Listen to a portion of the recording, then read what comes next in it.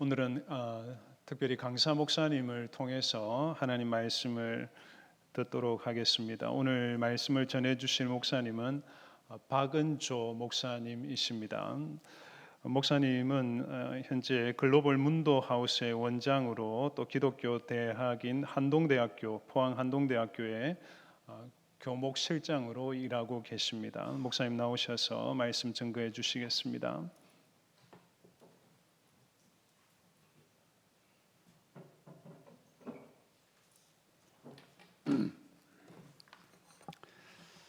다시 한번 기도합니다.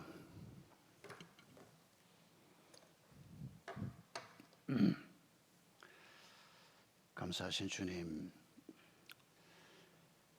저희를 다시 하나님의 말씀 앞에 앉게 하심을 감사합니다. 이 시간 저희들이 하나님의 관점을 갖도록, 또 하나님의 마음을 품도록, 또 하나님이 원하시는 행동을 할 수 있도록 저희에게 복을 베푸시는 하나님의 말씀을 생각하려고 합니다. 사람의 관점을 버리게 해주시고, 세상이 우리에게 주는 안목을 버리게 해주시고, 주의 거룩하신 성령께서 주시는 안목과 가치관을 가지고 우리의 자녀를 세우고 우리의 삶을 세우고 또 교회 공동체를 세우면서 하나님 나라를 세우는 자가 되도록 저희에게 은혜 베풀어 주시옵소서. 이 시간에 자녀 때문에 가슴 아파하는 부모들의 마음을 주님께서 위로해 주시옵소서.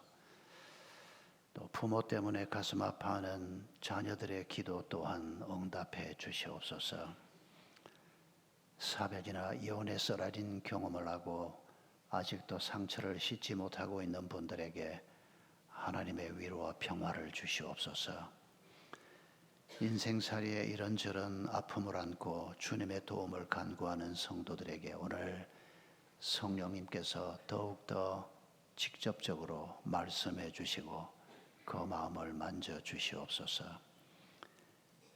하나님의 관점을 가지고 우리의 가정과 우리의 자녀를 어떻게 세워가야 할 것인지 우리의 어두운 마음을 밝은 빛으로 비추어 주시고 우리의 강팍한 마음을 부드러운 마음으로 변화시켜 주시옵소서. 오직 주의 은혜를 간구하오며 예수님의 이름으로 기도하옵나이다. 아멘. 여러분 지하철 타실 때 이런 안내방송 들으신 것 기억하실 겁니다. 지하철 역사에 서 있으면 기차가 이렇게 들어오지 않습니까? 그럴 때 이런 방송 들으신 거 기억할 겁니다. 성경 여러분, 여러분의 안전을 위해서 노란색 안전선 바깥으로 서주시기 바랍니다. 많이 들어보셨죠? 근데 이거 몇 년 전에 멘트가 바뀌었습니다. 어떻게 바뀌었는가 하니까 이렇게 바뀌었습니다. 열차가 들어올 때 서 있는 사람들을 보고 성경 여러분, 여러분의 안전을 위해서 노란색 안전선 안으로 서주시기 바랍니다. 이렇게 바뀌었습니다. 어디가 바뀌었는지 찾으셨습니까? 바깥으로 서달라 그랬다가 요새는 안으로 서달라 이렇게 바뀌었습니다. 왜 바뀌었을까요? 혹시 아시는 분 있습니까? 신문에 기사로 났습니다. 저도 그 기사 보고 알았습니다. 어떤 분이 지하철을 타려고 이렇게 서 있는데 이 멘트가 나오는 겁니다. 그런데 이거 가만히 생각해 보니까 이 멘트가 고약한 멘트라는 겁니다. 내가 지금 안전선 앞에 이렇게 서 있습니다. 안전선 바깥으로 서달라는 말은 어디로 서라는 얘기입니까? 내 입장에서 보면 선로로 가까이 가라는 소리입니다. 이거 누구 중심으로 하는 얘기입니까? 철저히 기차 중심으로 하는 얘기입니다. 고객 중심, 시민 중심이 아니고, 그러니까 열차가 들어오면서 보면 지금 노란 선이 있고 그 사람들이 서 있는데 노란 선 바깥으로 서달라. 이건 기차 중심입니다. 이게 지하철 중심입니다. 이걸 깨달은 이 시민이 편지를 썼답니다. 당신들의 멘트가 틀렸다. 당신들이 정말 국민이 원하는 지하철 공사가 되기를 원한다면 생각을 바꿔야 한다. 우선에 멘트부터 바꾸어라. 고객 중심으로 바꾸어라. 시민들 입장에서 문제를 바라보고 시민들 입장에서 생각하는 법을 당신들이 배워야 한다. 이런 편지를 보냈다는 겁니다. 여러분, 큰 회사가 이런 편지 받고 뭐 바꾸는 거 보신 적이 있습니까? 별로 없습니다. 그런데 놀랍게도 지하철 공사 간부회의에서 이 편지가 읽혀지고 간부회의에서 이분 말이 맞다. 그때부터 멘트가 바뀌었다는 겁니다. 우리가 누구의 관점에서 문제를 바라보느냐 하는 것은 굉장히 중요합니다. 우리가 다 뭔가의 관점에서 우리의 문제를 바라봅니다. 우리의 과거도 그런 관점에서 보고 우리의 현재의 상처도 우리가 어떤 관점에서 바라보고 그리고 우리의 미래도 그런 관점에서 바라봅니다. 여러분, 교사는 학생의 관점에서 문제를 볼 수 있어야 좋은 교사가 될 수 있습니다. 부모는 자녀의 관점에서 문제를 보지 못하면 절대로 좋은 부모가 되기 어렵습니다.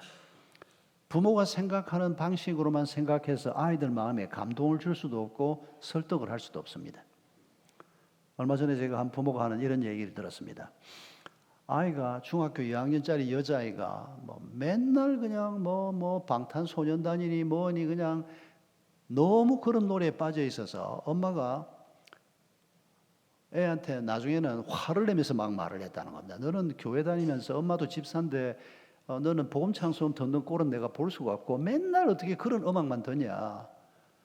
하도 엄마가 잔소리를 하니까 아이가 엄마하고 얼굴을 마주대하고 엄마가 뭐라고 말을 하려고 하면 얼른 방으로 도망가 버리는 겁니다. 다른 데는 도망갈 데가 없으니까.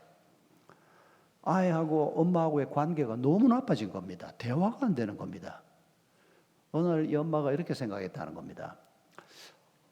이거 내가 내 생명보다 소중하다고 생각하고 이 아이를 키워왔는데 지금 이 문제를 내가 어떻게 하면 좋을까? 도대체 쟤는 왜 저렇게 방탄소년단 노래를 좋아할까?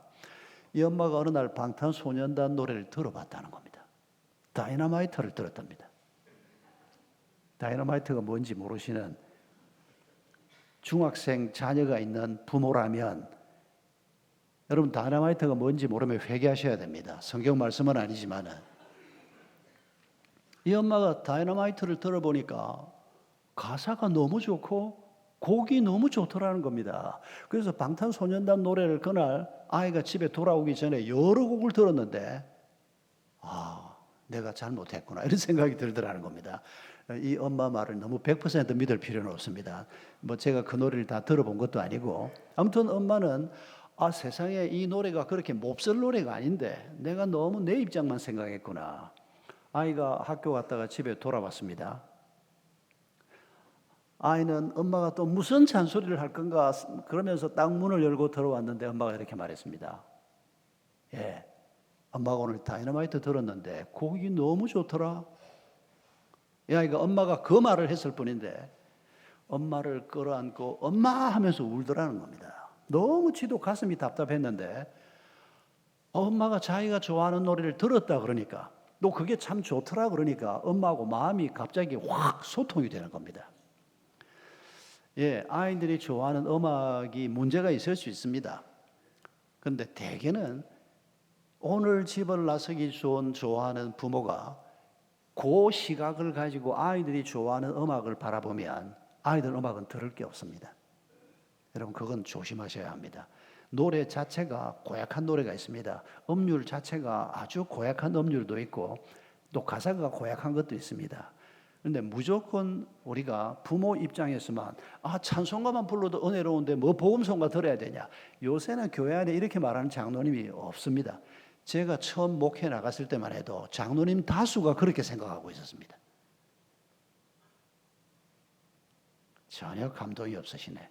무슨 구석기 시대 얘기를 하냐 이런 표정이신데 여러분 그렇게 먼 옛날이 아닌 80년대 초반에 제가 사역자로 나갔는데 그것도 강남에 있는 교회 담임 목사로 갔는데 장로님 절반이 그런 생각을 하고 있다. 아예 말도 합니다.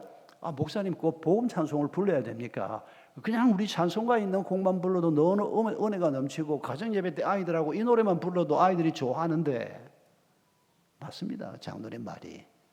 그러나 그 집 아이들 같지 않거든요, 다들.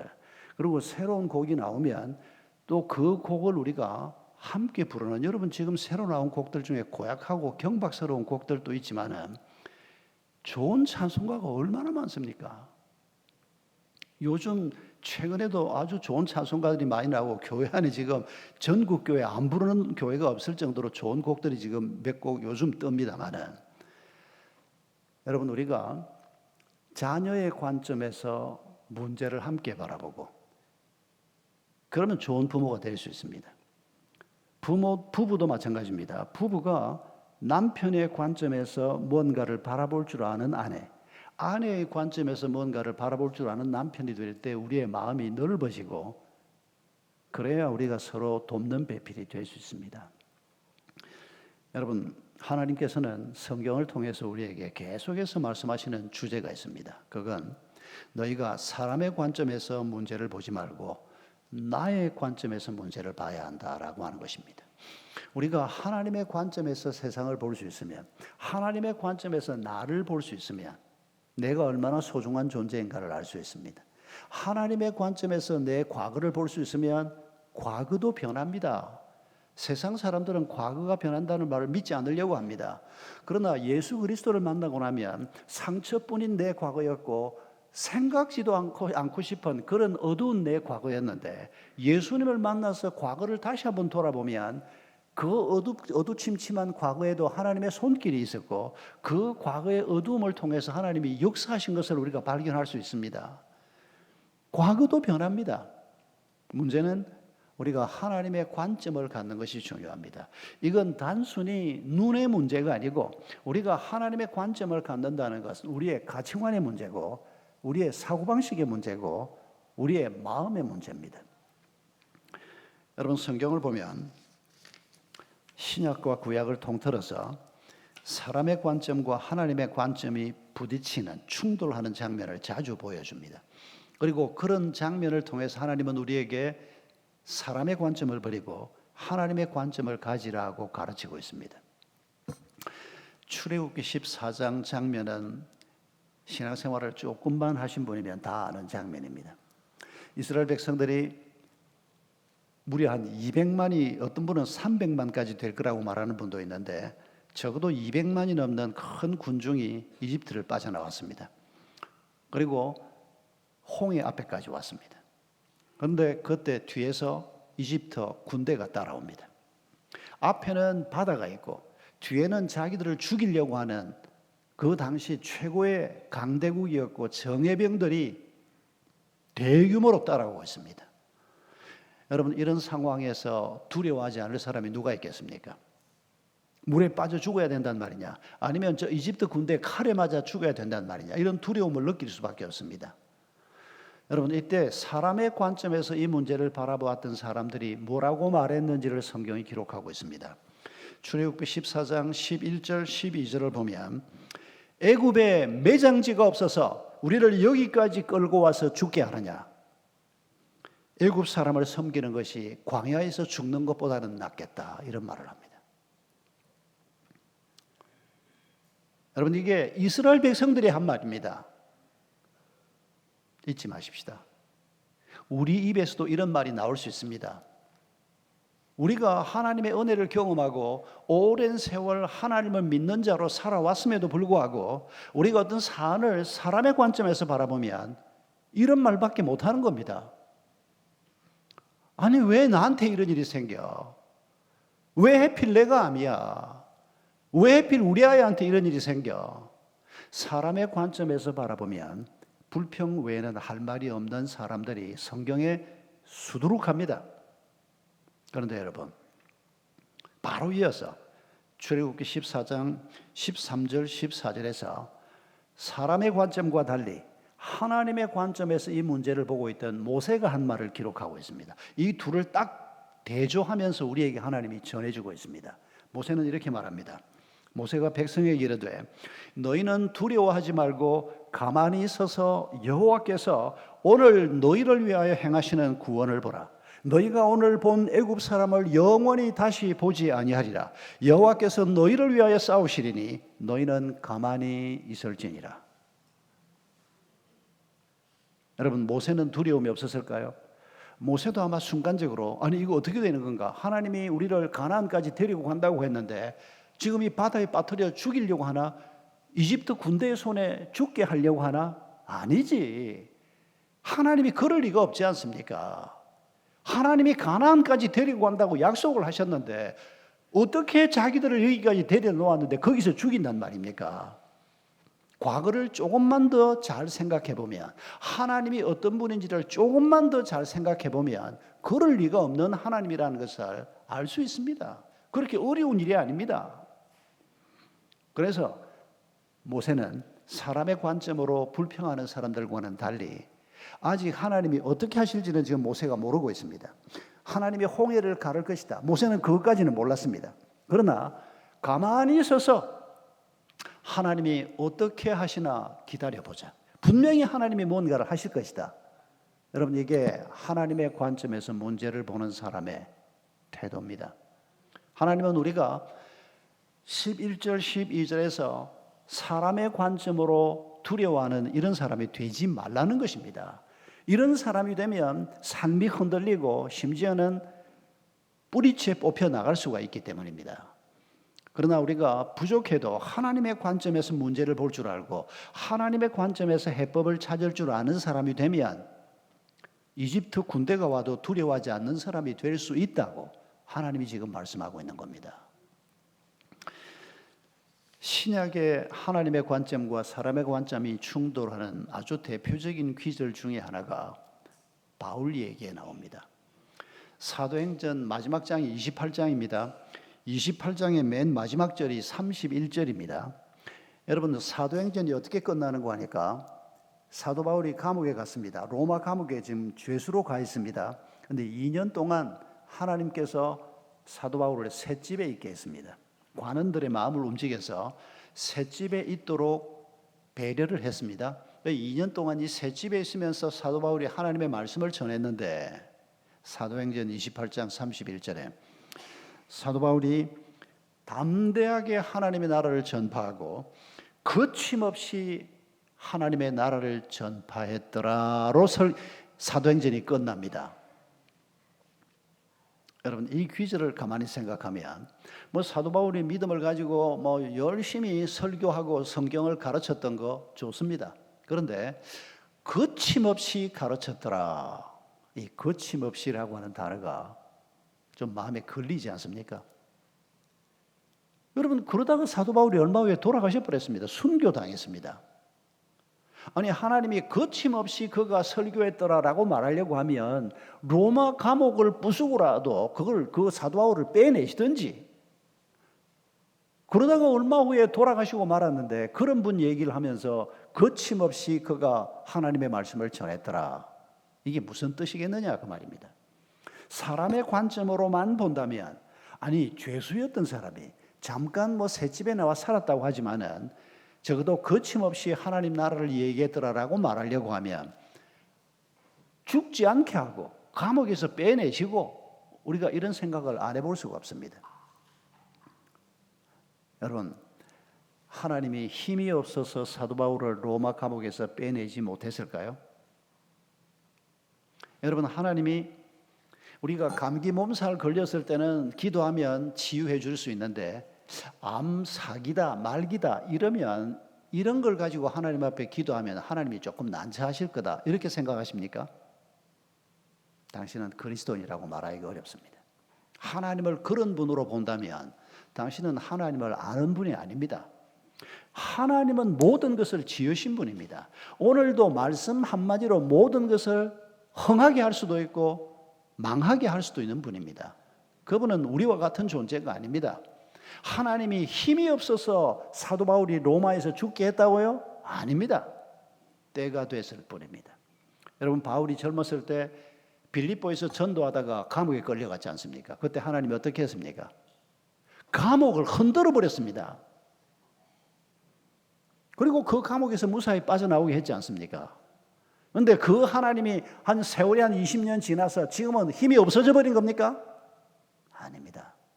사도 바울은 그걸 잘 알고 있었습니다. 그래서 그 감옥에서 쓴 편지 중에 빌립보서에 보면 빌립보 성도들에게 이렇게 말하지 않습니까? 내가 지금 둘 사이에 끼어 있다. 나는 하나님 나라에 빨리 가고 싶다. 그런데 너희들 때문에 내가 이 땅에서 뭔가 좀 더 해야 될 일이 있어서 하나님이 나를 더 이 땅에 좀 두실지도 모르겠다. 이 두 사이에 내가 끼어 있다. 이런 표현을 씁니다. 바울은 알고 있습니다. 하나님이 힘이 없어서 자기를 죽게 하실 분이 아니고, 하나님이 힘이 없어서 예수를 죽게 하신 분이 아니고, 하나님이 허락하심으로 예수의 십자가 사건이 일어났고, 하나님이 허락하셔야 우리의 생명이 이 땅에서 종결된다는 것을 바울은 알고 있었습니다. 지금 하나님이 바울 얘기를 하면서 그가 거침없이 그의 길을 걸어왔더라. 여러분, 이건 과장이 아닙니다. 사람의 입장에서 보면 뭐 돌에 맞아 죽을 뻔하기도 하고, 광풍에 휩쓸려서 막 두 주간씩 물속에서 떠돌아다니기도 하고, 아슬아슬하게 이루 말할 수 없는 장면들이 바울의 삶에 많이 있습니다. 그런데 하나님은 어떻게 봤을까요? 돌 무더기 속에 돌을 던져서 무더기가 쌓여서 그 돌 무더기 속에 사람이 들어갔으니 그건 누가 살았다고 생각을 하겠습니까? 근데 하나님은 어떻게 봤을까요? 아니야, 이 사람들은 아직 바울이 죽을 때가 아니야. 해야 할 일이 많은 사람이야. 그 무더기가 바울을 막지 못했습니다. 강한 적들이 바울을 죽이려고 했지만은 하나님이 허락하지 않는데 누가 바울을 죽인단 말입니까? 하나님이 허락하지 않는데 무슨 병균이 나를 죽인단 말입니까? 바울이 병이 있었지 않습니까? 평생 동안. 그런데 그 병으로 죽은 게 아닙니다. 하나님 편에서 볼 때 우리하고는 달리 어떤 어려움이 있더라도 우리가 그 어려움을 어려움이라고 말하는 거지, 하나님이 볼 때는 결코 넘어설 수 없는 어려움이 아니었습니다. 거침없이 그의 길을 걸어왔고 마침내 때가 돼서 하나님이 그의 영혼을 거두어 가신 것입니다. 그럼 바로 그런 하나님의 관점이 거침없이라고 하는 표현을 서스럼없이 쓰고 있는 것입니다. 여러분, 우리의 인생도 우리가 이런 하나님의 관점에서 바라볼 줄 알아야 합니다. 우리가 사람의 관점에서만 바라보면 모든 것이 문제투성이고 모든 것이 장벽투성이고 풀어질 것 같지 않은 이런 답답함이 있지만은, 하나님의 관점으로 보는 법을 우리가 훈련하기 시작하면 우리의 생각이 달라지고 우리의 마음도 달라지는 것을 느낄 겁니다. 제가 28배 결혼을 했습니다. 근데 아기가 안 생기는 겁니다. 4년 한 반 만에 아기가 태어났습니다. 얼마나 아이가 사랑스러운지. 첫 딸을 제가 얻었는데, 이 딸이 제가 새벽기도 가려고 이제 일어나면 이제 옆에서 자고 있지 않습니까? 근데 아이가 가만히 누워 있는 걸 보면 막 불안한 겁니다. 어젯밤에 열이 좀 나기도 했고, 이게 혹시 밤에 죽은 거 아닌가 싶어서 코에다 제가 손을 대보고, 이것만 가지고는 몰라서 맥을 짚어본 날이 하루 이틀이 아닙니다. 애를 모르니까. 갓난아기를 봤지만은, 조카들 보고 뭐 옆집에 봤지만은 한 번도 같이 자본 적도 없고, 그런데 내 딸이 태어났고 내 마음은 정말 내 목숨이라도 이 아이를 위해서 주고 싶은 이런 하나님이 주신 부모의 마음이 있는데, 서툴기 짝이 없는 초보 아빠였습니다. 그러니까 아이를 뭐 어떻게 해야 될지 모르겠는 겁니다. 안으면, 그 조그마한 아이를 안으면 혹시 어디가 부러질 것 같아서 뭐 너무 조심스럽기도 하고. 근데 오늘 월요일 날 제가 쉬는 날 아이가 열이 나서 병원을 같이 한번 갔습니다. 지금도 그 병원 이름이 생각이 납니다. 강남구청 바로 건너편에 2층에 있던 여영구 소아과였습니다. 40년도 더 된 옛날 얘기인데 그 소아과 이름이 제가 늘 기억에 남아 있습니다. 대기실에 기다리고 있다가 이제 우리 차례가 돼서 애를 안고 집사람하고 저하고 셋이 들어가서 원장 앞에 앉았습니다. 원장님은 한 40대 후반, 50대 초반쯤 돼 보이는 나이가 약간 드신 분이었습니다. 여선생님이었습니다. 아이를 잠깐 보고, 그리고 이분이 처음 던진 말이 뭔고 하니까 저를 보고 한 말이었습니다. 이렇게 말하는 겁니다. 애기 아빠, 애기 안 죽습니다. 이러는 겁니다. 내가 깜짝 놀랐습니다. 여러분, 그때 내 얼굴 표정이 어땠을지 짐작이 되십니까? 나는 지금 애가 막 열이 나고 뭐 어젯밤에 애가 막 밤새 울기도 했고 너무 마음이 불안한 겁니다. 초보 아빠가 돼서. 그런데 원장 선생님이 제 얼굴을 보고 애기 아빠, 애기 안 죽습니다. 그리고 그때 이 선생님이 해준 말을 제가 참 잊을 수가 없습니다. 그분이 이렇게 말했습니다.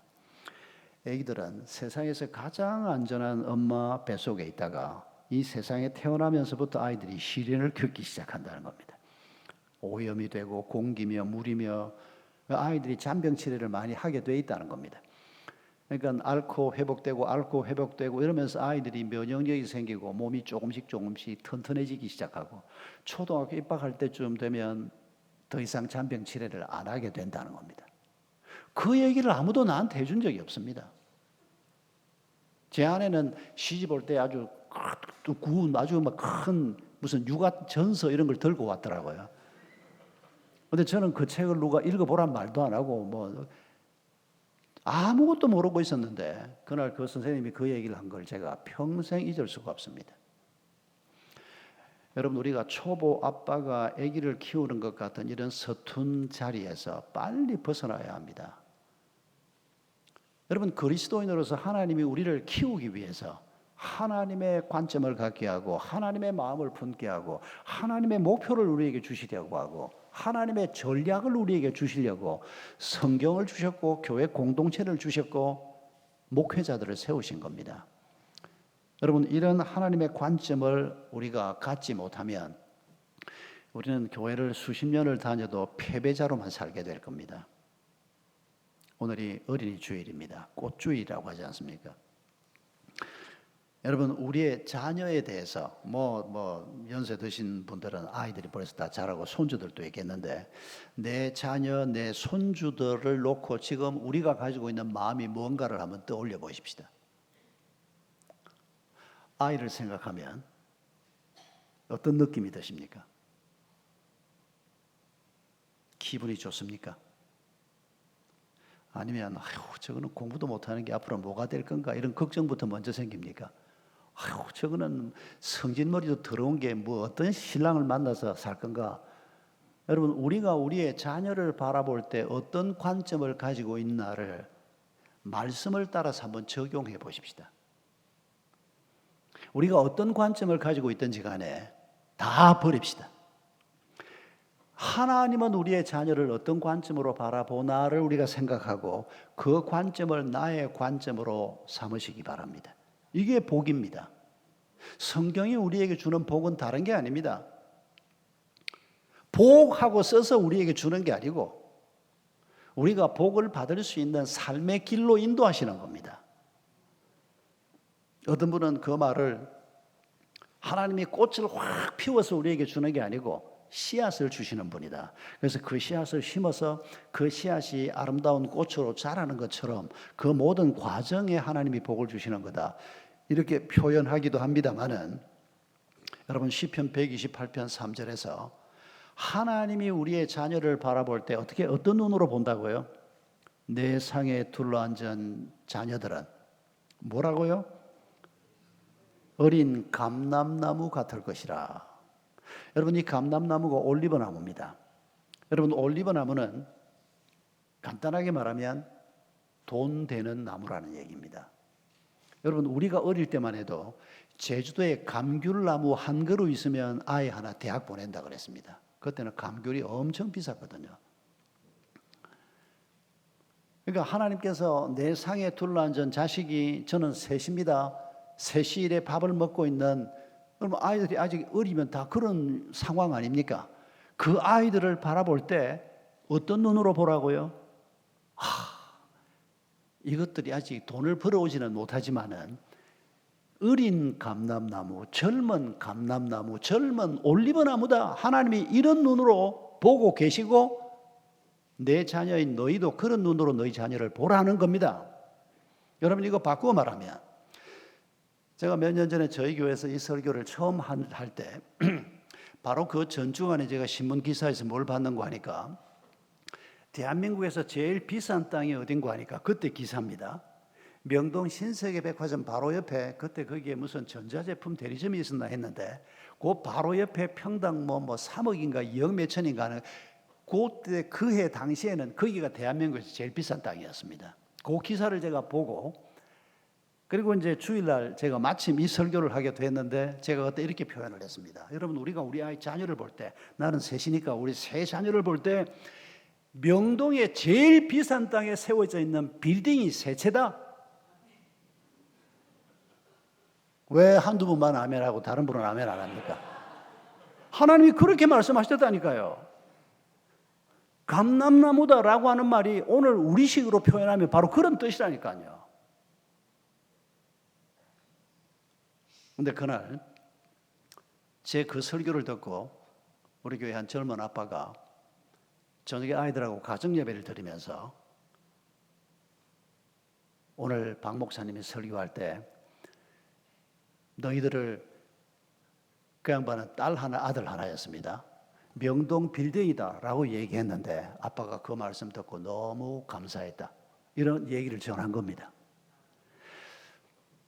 제가 월요일인지 화요일인지 학교에 갔습니다. 제가 이제 개척을 할 때마다 대안학교를 세워서 분당이 하나, 용인 동백이 하나, 동탄이 하나, 대안학교 3개를 설립하고 개척교회도 제가 3개를 이제 담임 목사로 있으면서 은퇴 직전까지 그 3교회를 세웠는데 그 용인 동백에 세운 우리 샘불중고등학교 그 복도에 제가 지나가는데 한 아이가 목사님 안녕하세요 하고 인사를 하는 겁니다. 여자아이였습니다. 중학교 한 1, 2학년 된 아이였는데 그 인사를 이렇게 서로 하고 그럼 애들이 되게 뭐 저희 뭐 할아버지 나이쯤이나 돼 보이는 나하고 인사를 하면 뭐 내가 주위한테 뭐 말을 거는 것도 아닌데 막 후다닥 그냥 도망갑니다 애들이. 근데 얘는 가는 소리가 안 들려요. 그래서 내가 뒤를 돌아보니까 얘가 안 가고 나 쪽을 쳐다보고 있는 겁니다. 그래서 목사님한테 할 말이 있니? 그러니까 예 목사님 이러는 겁니다. 그래 해봐라. 그러니까 어제 저녁에 아빠가 가정 예배 드리면서 목사님이 설교하신 내용 전해 들었습니다. 목사님이 우리를 명동 빌딩이라고 했다면서요. 목사님이 그랬지. 그런데 아빠가 이렇게 말해 주었습니다. 그 어제 저녁 예배 드렸던 예 아빠가 그런데 목사님은 명동 빌딩이라고 그랬는데 아빠가 가만히 생각해 보니까 그보다 더 비싼 땅이 있더라. 그래서 아빠는 너희 둘이 앞으로 맨하탄 빌딩이라고 생각을 하겠다. 여러분 뉴욕의 맨하탄이 아주 비싸지 않습니까? 명동보다 더 비싸거든요. 얘가 아빠한테 그 얘기를 어제 저녁에 이제 예배 때 들은 겁니다. 그리고 월요일 학교를 왔는데 복도에서 나를 만난 겁니다. 얘가 이 얘기를 하면서 하는 말이 목사님 이런 말씀을 전해 주셔서 너무 고맙습니다. 제가 걔를 잊을 수가 없습니다. 근데 얘가 누구 집 딸인지는 모르겠어요. 제가 그냥 물어봤어야 되는데 분명히 우리 교인 딸인데 지금 걔가 이제 한 고 한 3이나 뭐 대학을 갔는지 그쯤 나이가 됐을 텐데 아이가 눈이 반짝반짝하면서 목사님 이런 말씀을 전해 주셔서 고맙습니다. 맨하탄 빌딩처럼 살겠습니다. 제게 잊을 수 없는 추억을 남겨준 소녀였습니다. 여러분, 하나님이 주신 말씀입니다. 이런 눈으로 우리의 자녀를 바라보라는 겁니다. 우리의 자녀가 공부가 좀 부족하다? 뭐 우리 닮아서 공부가 부족한 거 어쩌겠습니까? 뭐 격려해서 공부를 좀 잘하면 그래도 조금 더 유리한 면이 있으니까 우리가 격려는 해야 되겠지만은 그러나 너무 고집 부리시면 안 됩니다. 여러분 우리도 해봤지만은 공부 잘하기가 쉽지 않지 않습니까? 그렇다고 해서 포기하자는 말은 아니고 애가 공부가 좀 부족해도 애가 몸이 좀 약해도 애가 성격이 조금 뭐가 난 것 같아도 하나님이 이 아이를 훈련시켜 주실 것이고 하나님이 이 아이를 붙들어 주실 것이다. 우리가 이런 믿음이 필요하다는 겁니다. 그래서 우리가 아이들을 대해서 얘기를 할 때는 너는 못생긴 게 앞으로 뭐가 될래? 이런 말도 안 되는 소리를 하면 안 된다는 겁니다. 하나님의 마음으로 하나님의 관점으로 아이들에게 하나님이 약속하신 복을 선포하는 부모가 되어야 하는 겁니다. 너 몸이 좀 약하지만은 하나님이 너를 소중하게 쓰실 거야. 너 공부가 조금 부족해도 네게 은사가 있어. 하나님이 주시는 은사가 있어. 하나님이 주신 그 은사를 가지고 살면 돼. 지난 수요일, 바로 지난 수요일입니다. 하림 회장 김홍국 장로님이 그분이 이리 신광교회 장로님입니다. 저희 교직원 채플에 와서 말씀을 전했는데 이분이 미리 보낸 원고를 보니까 세상에 장로님이신데 아브라함 카이퍼의 교훈과 교육 이런 제목이었습니다. 그래서 아니 장로님이 간증이 날 줄 알았더니 무슨 아브라함 카이프 얘기를 하냐고 제가 원고를 읽어보니까 제가 깜짝 놀랐습니다. 신학자가 썼다고 해도 믿을 정도로 전문적인 내용이 많이 들어있었습니다. 그러니까 그 김홍국 회장님이 그날 강의했던 내용도 그렇거니와 칼빈주의 혹은 우리 개혁주의 혹은 장로교회가 가지고 있는 이 칼빈주의적인 성경관으로 말하면 하나님이 자기 형상을 따라 우리를 지으셨다고 말합니다. 우리 속에 하나님의 성품이 들어있는 겁니다. 이게 죄로 말미암아 지워졌습니다. 그러나 성령께서 오셔서 예수 그리스도의 십자가와 부활을 통해서 우리 속에 성령이 거하시고 성령의 열매가 맺히게 하시고 그러면 하나님의 형상이 우리 속에 다시 회복되기 시작하는 겁니다. 그리고 하나님을 믿지 않는 사람이라도 인간에게는 이 하나님의 형상이 조금씩 다 주어져 있습니다. 죄 때문에 그 하나님의 형상이 많이 가리워져 있는 것도 사실이지만 그럼에도 인간 속에는 동물들에게는 없는 고귀한 하나님의 형상이 모두 다 들어 있습니다. 이 하나님의 형상 중에 우리가 은사란 말을 씁니다. 은사라고 하는 말은 한자말이고 영어로 gift입니다. 선물입니다. 하나님이 우리에게 선물로 주신 은사가 있습니다. 이 은사가 직업이 되게 하는 것이 기독교 교육의 아주 중요한 목표 중에 하나입니다. 저도 한 20년 이상 바로 그 목표를 가지고 기독교 학교 운동에 동참을 해왔고 이제는 한동대학에 지금 불려서 지금 가 있습니다만은 내가 좋아하는 것이 하나님의 은사다. 그럴 수도 있고 아닐 수도 있습니다. 그러니까 하나님이 나한테 어떤 은사를 주셨는지 아이들은 스스로 발견하기가 좀 어렵습니다. 부모가 도와줘야 합니다. 근데 아이들은 뭐 전자락 좋아하고 뭐 이런 걸 좋아하는데 그런 게 하나님의 은사가 아니고 좋아하는 것이면 물론 더 좋은데 우리 속에 하나님이 주신 전 세계에서 가장 잘하는 거 아닙니다. 대한민국에서 최고로 잘하는 거 아닙니다. 그렇게까지 안 가도 됩니다. 뭐 우리 마을에서는 그래도 내가 빵 굽는 거를 내가 잘한다. 그런 게 은사일 수 있고 그런 은사, 그래서 자기가 좋아하는 것 이런 것이 직업이 되게 하면 정말 행복한 사람으로 살 수 있습니다. 여러분 레오나르도 다빈치가 그런 말을 했습니다. 그분이 얼마나 신앙적인 배경을 가지고 있는지는 모르겠는데 자기가 좋아하는 일을 하면서 그걸 직업으로 삼아 평생 사는 사람은 이미 천국을 사는 사람이다. 자기가 좋아하지도 않는 일을 직업으로 선택해서 사는 사람은 평생 지옥을 사는 사람이다. 예, 그 말에 반은 동의합니다. 좋아한다는 말에 우리가 조금 더 묵상이 필요하다는 겁니다. 내가 좋아하는데 여러분 우리 인간들이 뭘 좋아하는지 여러분 생각해 보십시오. 우리가 좋아하는 것이 반드시 은사는 아닐 수 있습니다. 하나님이 주신 은사가 뭔지를 발견을 하고 그 은사를 따라서 직업을 선택하고 돈이 좀 적게 벌려도 그 은사를 따라 직업을 갖도록 우리의 자녀들을 안내하는 것이 그 아이가 하나님의 복을 받는 가장 중요한 길이라는 것을 성경은 우리에게 가르치고 있습니다. 우리는 돈 되면 하게 하고 돈 안 되면 하지 말라 그러고 여러분 이거 부모들이 돈을 우상으로 삼으면서 자녀들에게 끼치는 나쁜 영향입니다. 여러분 우리가 자녀를 이런 관점에서 보면서 부모가 자녀를 격려하고 하나님의 복을 선포하고 그러면 부모가 가방끈이 좀 짧아도 부모가 돈을 많이 벌어서 아이들을 위해서 뭘 못 해주어도 아이들이 자라면서 깨닫게 됩니다. 아, 우리 엄마 아빠가 그래도 뭐 사람이니까 이런 거 좀 부족함이 있지만은 정말 우리 엄마 아빠가 하나님을 사랑하는구나. 하나님이 주신 약속의 말씀을 우리에게 주신 말씀으로 믿는 사람이구나. 이런 믿음을 아이들이 부모를 통해서 전수를 받게 되고 이런 믿음을 가진 아이들을 키워내라고 하나님께서 우리에게 명령하고 있는 것입니다. 그렇게 해서 천대 이르도록 우리 가문에 은혜를 베푸시겠다고 하나님이 약속하고 있는 것입니다. 여러분, 이런 하나님의 약속이 우리 가정에서 성취되는 축복이 있기를 바랍니다. 말씀을 마치면서 어떻게 하면 우리가 이런 하나님의 관점을 갖게 되고 하나님의 마음을 품게 될까? 한 가지 말씀만 더 드리고 강조하는 말씀을 드리고 설교를 마치려고 합니다. 존 F 케네디가 미국 대통령일 때 1960년대입니다. 이분이 남긴 업적 중에 중요한 것 하나가 우주 개발입니다. 존 F 케네디가 미국 대통령이 되었을 때만 해도 소련 연방이 미국보다 앞서 있었습니다. 아마 기억하시는 분은 기억할 겁니다.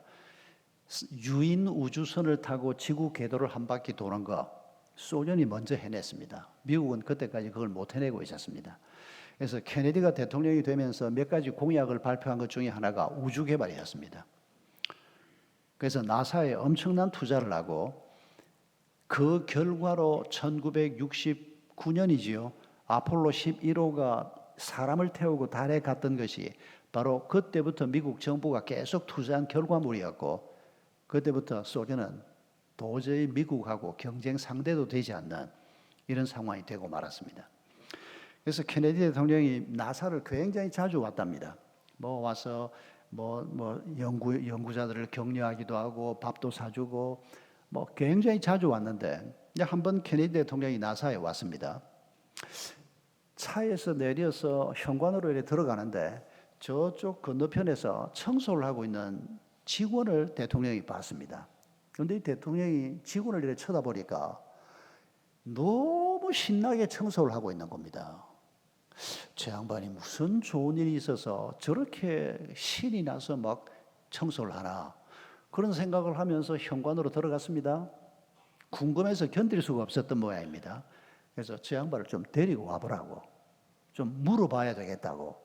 왜 대통령이 잠깐 서 있는데 백악관 직원이 이 청소부를 데리고 대통령 앞에 세웠습니다. 그 대통령이 물었습니다. 무슨 좋은 일이 있어서 이렇게 기분 좋게 청소를 하고 있습니까? 그때 대통령이 무슨 답을 기대했을까요? 혹시 최근에 장가를 갔습니까? 혹시 최근에 A를 얻었습니까? 혹시 최근에 로또 복권을 맞았습니까? 이런 답을 기대했을 것으로 짐작이 됩니다. 너무 즐겁게 청소하는 모습을 봤으니까. 그런데 그날 이 사람이 한 말은 참 뜻밖의 말이었습니다. 너무 뜻밖의 대답을 해놓으니까 여러분 이 양반, 이 청소부 직원이 한 말이 전 세계 언론에 보도가 됐다는 겁니다. 이 양반이 이렇게 말했습니다. 내가 이렇게 즐겁게 청소하고 있는 이유는 대통령님, 저는 사람을 달에 보내는 일을 하고 있습니다. 아니 청소부 주제에 이거 나사의 박사님들이나 국장이나 부국장쯤 되는 사람이 하면 적당한 말 같은데 아니 청소하는 나사 전체에서 가장 직급이 낮다면 낮고 월급도 가장 작게 받는 사람이 자기가 사람을 달에 보내는 일을 하고 있기 때문에 너무 즐겁게 일을 하고 있다 이렇게 답한 겁니다. 여러분 이분의 답을 잊지 마십시다. 많은 그리스도인들이 세상의 눈으로 뭐를 보니까 나는 월급도 얼마 안 돼. 나는 가방끈이 짧아. 나는 우리 회사에서 내가 있는지 없는지도 모르는 사람이야. 우리는 우리를 이런 관점에서 봅니다. 그러나 여러분 우리가 만약에 내가 내 자녀들을 그리고 내 주변 사람들을 한 사람이라도 하나님 나라로 보내기 위해서 나는 살고 있습니다. 이렇게 말할 수만 있다면 여러분 우리에게 하나님이 주시는 기쁨과 평강이 넘쳐날 것이라는 겁니다. 그런데 우리에게 이런 하나님 나라에 대한 확신이 없습니다. 우리는 하나님 나라에 대한 확신 때문에 기뻐하기보다는 돈이 좀 생기면 기뻐하고 세상에 뭐가 좋다 그러는 것들이 좀 생기면 기뻐하고 그거 없으면 마치 아무것도 가지지 못한 사람처럼 슬퍼하고 여러분 이게 우리의 모습이라면 우리는 앞으로 인생을 살면서 하나님이 주시는 기쁨을 누리기가 어려울 것입니다. 여러분 우리가 오늘 하나님의 목표를 나의 목표로 삼고 하나님의 전략을 나의 전략으로 삼고 그럴 때 우리가 하나님의 관점을 내 관점으로 품게 되는 것입니다. 하나님의 마음을 내 마음으로 품게 되는 것입니다. 세상은 이런 사람을 이기지 못합니다. 하나님은 이런 사람을 기다리고 계십니다.